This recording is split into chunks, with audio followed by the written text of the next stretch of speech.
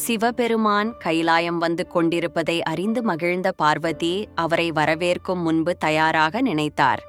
ஆனால் அப்போது நந்தி இல்லாததால் அங்கு வாயிற்காவலர் யாரும் இருக்கவில்லை.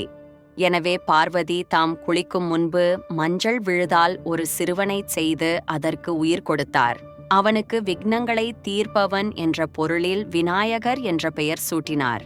மேலும் தான் தயாராகி வரும் வரை ஒருவரையும் உள்ளே அனுமதிக்க வேண்டாம் என்று விநாயகரிடம் அறிவுறுத்துகிறார். விநாயகரும் அவ்வாறே செய்வதாக வாக்களிக்கிறான். பிறகு கைலாயம் வந்தடைந்த சிவபெருமானை விநாயகர் உள்ளே செல்ல அனுமதிக்கவில்லை. இதனால் கோபமடைந்த சிவபெருமான் தன் திரிசூலத்தால் விநாயகரின் தலையை கொய்தார். பிறகு நடந்ததை அறிந்து கோபம் கொண்ட பார்வதி பிரபஞ்சத்தையே அழிக்க முடிவெடுத்தார். அவ்வாறு செய்ய வேண்டாம் என்று பிரம்மதேவர் வேண்டிக் கொண்டார்.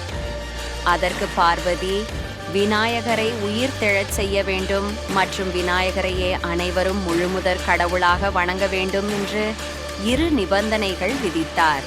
அதை ஏற்றுக்கொண்ட சிவபெருமான் வடக்கில் தலை வைத்து இறந்த நிலையில் படுத்திருக்குமாறு முதலில் தென்படும் உயிரினத்தின் தலையை கொய்து எடுத்து வருமாறு சிவகணங்களை அனுப்பினார். அதன்படி சிவகணங்கள் கஜாசுரனின் தலையுடன் திரும்பி வந்தனர். அதை விநாயகரின் உடலோடு பொருத்தினார் பிரம்மதேவர். பிறகு விநாயகருக்கு உயிரளித்த சிவபெருமான் அவனுக்கு முழுமுதற் கடவுள் என்ற பட்டமும் கணங்களுக்கு அதிபதி என்பதால் கணபதி என்றும் பெயரையும் வழங்கினார். விநாயகர் பிறந்த கதையை பார்த்த அனைவருக்கும் நன்றி, வணக்கம்.